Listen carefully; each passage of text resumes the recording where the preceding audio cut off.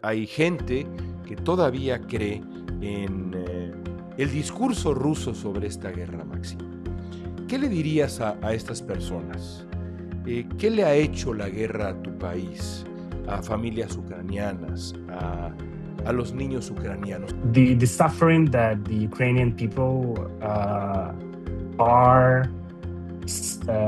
having since 2022, but also earlier, right, when the actual war actually started, it's immense. Thousands of people dead, daily destruction, the torture that the people in the occupied territories have to go through, the treatment of the prisoners of war, the bombardment of kindergartens, of schools, of maternity homes, of educational facilities, all of that, among many other horrible things that Russia did, doesn't really fall well within the picture that they're trying to paint and within the story that they're trying to tell.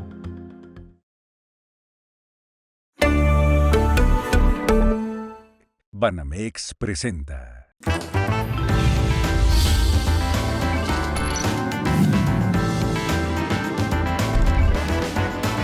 Ciberdiálogos con León Krauze. Amigos, ¿cómo están? Bienvenidos a Ciberdiálogos. Gracias por estar con nosotros. De nuevo, gracias por acompañarnos. Soy León Krauze. Es un gusto estar con ustedes una semana más con una conversación que hoy me parece los va a sacudir. A mí me sacudió. Me dejó consternado y también emocionado. Ya verán por qué. Pero antes de comenzar, quiero invitarlos, como siempre, a seguirnos en redes sociales, @León Krauze.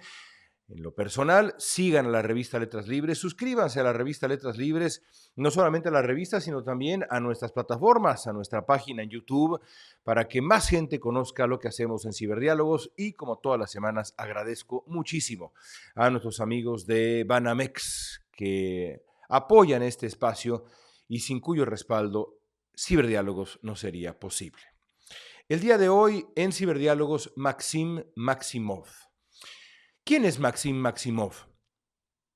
Hasta antes de la guerra rusa contra Ucrania, hasta hace 5 años, Maksym Maksymov era un profesionista ucraniano, un hombre que se dedicaba a construir una vida siendo un joven emprendedor. Jamás pensó, como millones de ucranianos, que la vida le cambiaría de un día para otro, como ocurrió hace ya casi 5 años. Es increíble pensarlo, pero la agresión injustificable de Rusia contra Ucrania comenzó ya hace 4 años y medio. En febrero próximo, esperemos que termine antes, pero en febrero próximo se cumplirán ya 5 años, un lustro de ese horror indescriptible, injustificable que comenzó la Rusia de Vladimir Putin contra el pueblo soberano e independiente de Ucrania. Maksym Maksymov hoy se encarga de coordinar junto con otras personas una organización admirable que se llama Bring Kids Back UA, Bring Kids Back Ucrania, regresen a los niños ucranianos. Lo que hace Maksym y sus compañeros es admirable y rompe el corazón. En el transcurso de la guerra, como explica Maksym en esta conversación, decenas de miles de niños ucranianos, han sido secuestrados por Rusia con fines absolutamente siniestros. La organización de Maksym se encarga de luchar por su regreso. Hasta ahora han conseguido el retorno de 2.400, 2.500 niños que regresan en condiciones que, Maksym describe en esta entrevista. Para mí es muy importante traerles esta conversación por muchas razones, no solamente para entender bien lo que ha hecho Rusia en Ucrania y sigue haciendo Rusia en Ucrania, sino también para contrarrestar la propaganda rusa, que en nuestro idioma, en español, en América Latina, pero en español en general, es, por desgracia, muy potente. Es importante, como dice Maksym Maksymov, entender de verdad, desde la verdad, lo que está pasando en Ucrania. También quiero decirles que esta conversación se lleva a cabo en inglés. Las respuestas de Maksym están en inglés. En YouTube ustedes pueden seleccionar la pista en español. YouTube ahora permite escuchar las respuestas en inglés, en español. Mis preguntas están en el español original. Pueden también, evidentemente, escuchar la conversación, la parte de Maksym, en inglés con subtítulos. Gracias por escuchar este ciberdiálogo que para mí es de verdad muy revelador, muy importante, lleno de sustancia y creo que queda para la historia. Maksym Maksymov en Ciberdiálogos. Maksym, te agradezco mucho que estés con nosotros en Ciberdiálogos y mucho más para hablar de este tema tan doloroso, pero tan necesario. Creo que lo primero es entender el calibre de la crisis, el tamaño de la crisis. ¿Cuántos niños ucranianos han sido deportados, llevados a Rusia por la fuerza, atrapados en los territorios ocupados por Rusia? ¿Y qué sabemos de esos niños hoy? So the scale of the challenge that we're facing, it is quite unprecedented. The complication here is that neither Ukraine or any third party or foreign government or international organization has access to the occupied territories of Ukraine because Russia consistently refuses and rejects any offers, right? So nobody can actually go there and check on the status of the children. What we estimate is that within the territories that are controlled by Russia, there is approximately 1.5, 1.6 million Ukrainian children. These children include the ones that have been forcibly transferred within the occupied territories or deported to Russia. That the estimate that Ukraine has is roughly 20,000 cases like that. But it also includes a much broader category of children who haven't been necessarily physically moved, from point A to point B, but who we also consider stolen. And I can explain why in a couple of points. Please.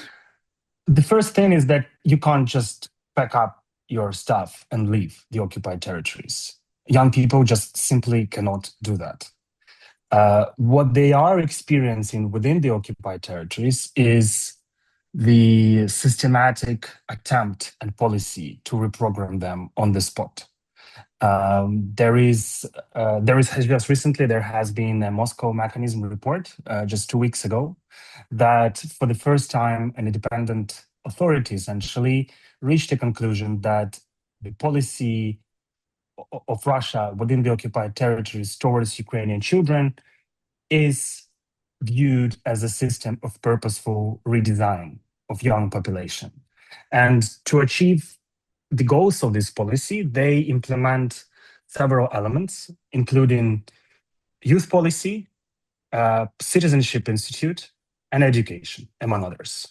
¿Qué le ocurre a estos niños? ¿Qué le pasa a estos niños una vez que están en Rusia o en los territorios controlados por Rusia? Hablamos de adopción forzada, hablamos de un cambio de documentos para hacerlos rusos, entre comillas, asimilación forzada, adoctrinamiento político, uso militar de estos niños se les convierte en carne de cañón, o todo lo anterior. ¿Cómo describirías lo que ocurre con estos niños en Rusia? All of the above, unfortunately. And the reason for that is that the strategic purpose of the Russian authorities is to make sure that young Ukrainian children grow up as Russian adults. First, if we talk about the kids that have been transferred, they usually have their documents changed. So it was, Petro Petrenko, and then he or she becomes Petr, like a Russian name and a Russian surname attached. Children, the ones that have been deported or transferred, they're often scattered across the whole territory of Russia, far away from Ukraine. There is no attempt whatsoever to contact, not even to contact the families and facilitate reunification with the families, but even to provide the data to the International Red Cross, as Russia is obligated.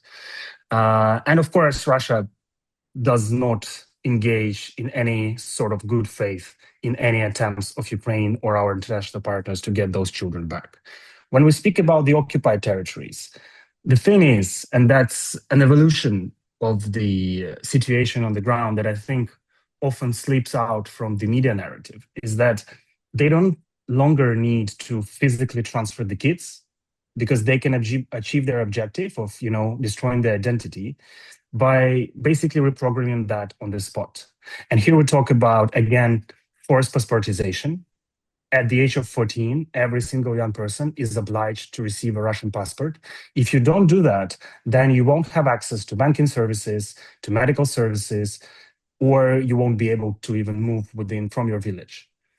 Then in education, there is no Ukrainian curriculum. There is only Russian curriculum that, explains the Russian worldview, and any sort of disagreement. Propaganda. Yes, of course. Any sort of disagreement with that is repressed. And then there is this whole network of what they call patriotic education. But essentially, we're talking about re-education, political indoctrination, where children are engaged in various paramilitary organizations across the occupied territories in Russia, where they practice assault drills, where they learn how to operate a drone, and generally absorb wartime ideology. Tú trabajas en esta organización Bring Kids Back UA, Regresen a los Niños Ucrania. La meta de esta organización es localizar a los niños, regresar a los niños, ayudarlos a retornar, o el trabajo de ustedes también incluye cosas como acción legal, atención de salud mental, la reunificación familiar. ¿Cuál es la mayor dificultad para regresar a los niños a Ucrania, Maksym? ¿Cuáles son los obstáculos más grandes que enfrentan? La obstrucción rusa, el cambio de identidad. ¿Cómo describirías las dificultades? Our mission generally can be defined is to find or trace, return, and reintegrate all Ukrainian children stolen by Russia. And I'm very glad that you mentioned the third element, the reintegration and rehabilitation, because the children that are being returned, and under the Bring Kids Back UA initiative, as of today, we've returned 2,400 children. They come back in a very bad state. They've seen things that children shouldn't be able to see. They are often medically neglected in a sense that they did not receive quality medical services while being under the Russian control. And of course, there is the issue of the identity split. Because let me take one example. Imagine you are a boy of, 14 years old, growing up in Donetsk region. You have lived 14 years knowing what Ukraine is, what Russia is, what the world is. Then the occupying authorities come, they tell you that everything you believe was wrong. If you speak Ukrainian, you're punished. If you go to Ukrainian church, you're punished. If you have any Ukrainian flags on your iPhone, you're punished, etc., etc. And then you're essentially repressed and pressed into believing the Russian things. And then you go back. We do not do, reprogramming of sorts, because what we try to build with the children, and here I just briefly about reintegration purposes, right? And the framework that we have, what we try to do first is establish trust with children, because when they return after everything they've been through, they do not trust anyone.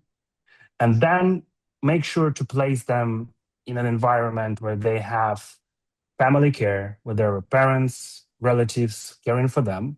When they go again to school and they talk to their mates, when they engage in any extracurricular activities, when they get, of course, the necessary psychological support, medical support, restoration of documents, education catch-up, all of that. But in a nutshell, to get a kid back on the feet, it's a multi-months, if not years, process. And what we're seeing from the kids that we have managed to return is that even 2 years is often not enough. And the services that the children need, they last forever. Not forever, but for quite some time, because they are returning deeply traumatized. ¿Qué revela esta crisis sobre la estrategia más amplia de Rusia en Ucrania? La guerra ya se extiende por 4 años y medio. En febrero cumplirá 5 años de haber comenzado esta guerra brutal contra Ucrania. El mundo debería entender esto como una tragedia humanitaria, como un crimen de guerra, como un intento sistemático de borrar la identidad ucraniana, comenzando por sus niños. ¿Cómo le explicarías a alguien que no comprende bien a bien qué revela esto de la estrategia más amplia de Rusia en esta guerra? You know, last December, I was testifying before the committee at the US Senate. And I started my remarks by saying that nothing explains the nature of Russia aggression against Ukraine better than what it does to Ukrainian children. I think what one can see here is a purely colonial approach that you capture the territory and you impose your ideology on that territory, and all the people that you've catched or caught or conquered are essentially your trophies.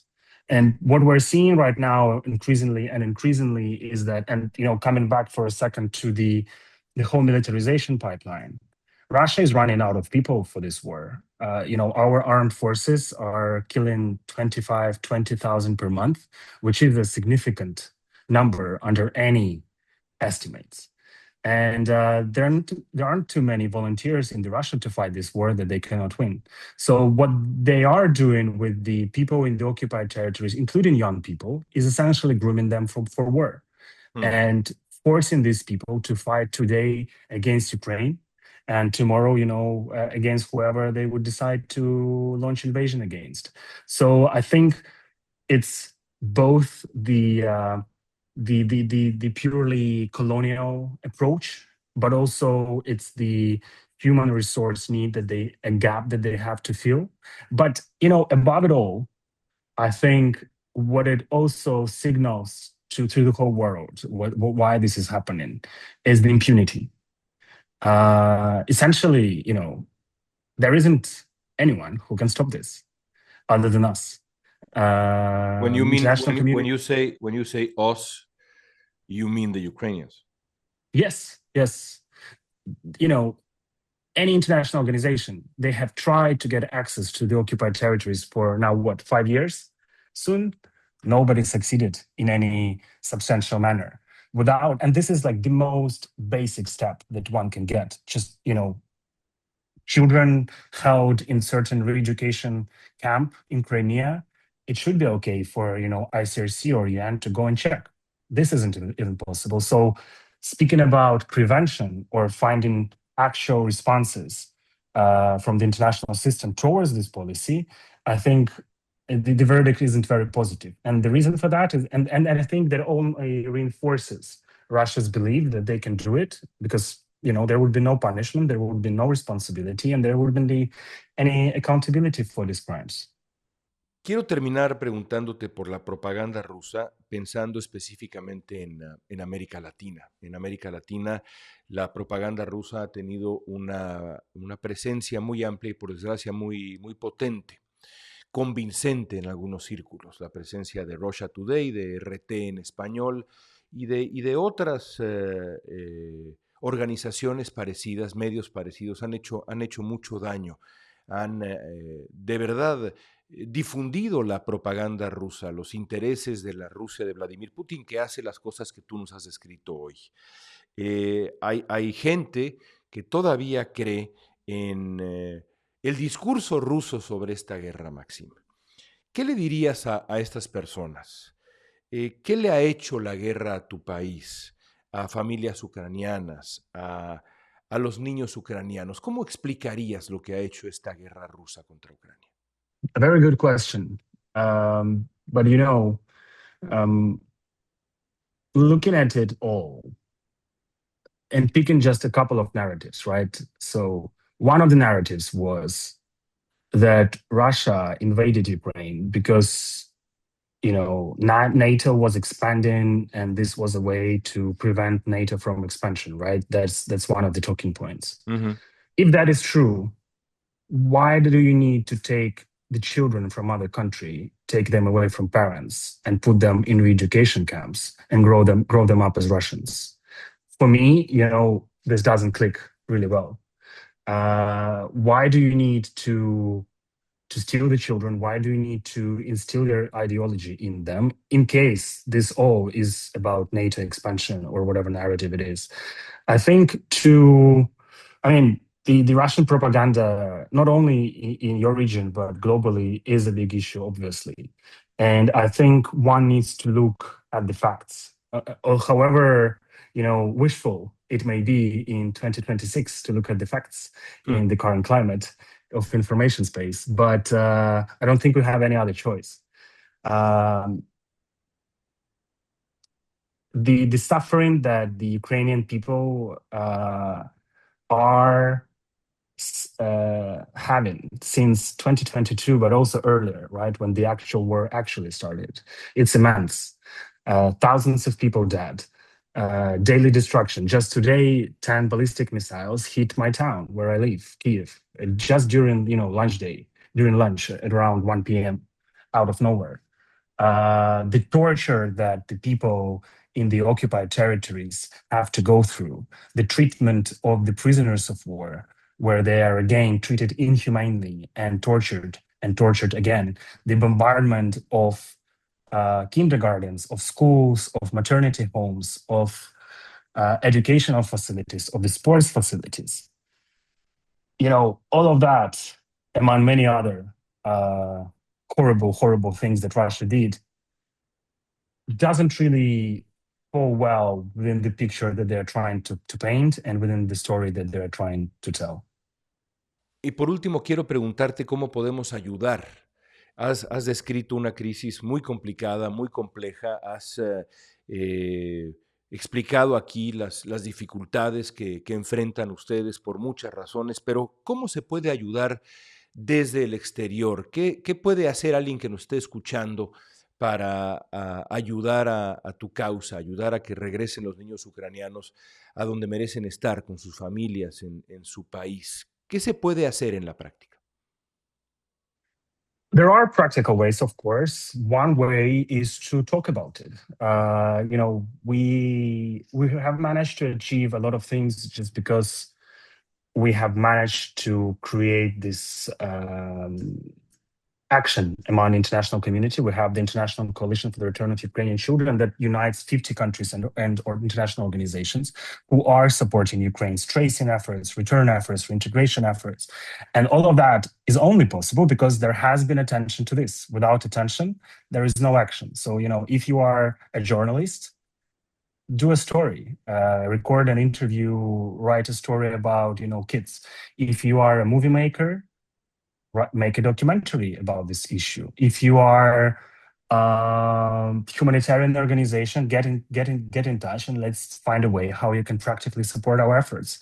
If you are a country like Mexico, you can join the International Coalition for the Return of Ukrainian Children, and we'll definitely find a way how one can practically contribute to these efforts, within the competence area of expertise and the availability and interest of that particular country.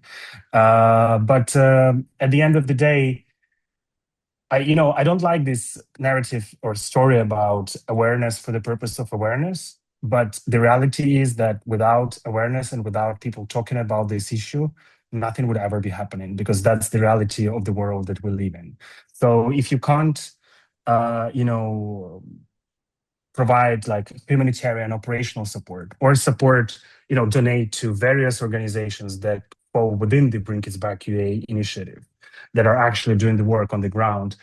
If you can't do that, just, talk to your neighbors, write an article, write a Facebook post, or whatever is in your disposal. We need to keep talking about it, and we need to be finding ways on how to practically support the organizations and people who are doing this work on a daily basis. Maksym, te agradezco mucho que hayas estado con nosotros en Ciberdiálogos. Gracias por conectarte desde Kiev y gracias por tu trabajo. Seguiremos atentos. Gracias. Ahí queda el testimonio de Maksym Maksymov en este espacio, en estos ciberdiálogos, y yo por lo pronto me dispongo a hacerle caso a Maksym. Creo que la manera de contrarrestar lo que ha hecho Rusia, la manera de ayudar a la lucha ucraniana es hablando de estas cosas, es compartiendo las historias de gente como Maksymov y sobre todo de los niños, de los jóvenes ucranianos que han sido secuestrados y que han sufrido de tantas y tantas maneras. Ojalá que esta conversación les sirva a ustedes también, amigos, para compartir su punto de vista, para contrarrestar la propaganda que sale de Rusia y de otras partes también. Para eso estamos aquí en Ciberdiálogos. Gracias por acompañarnos, síganos en redes sociales, regresamos la próxima semana.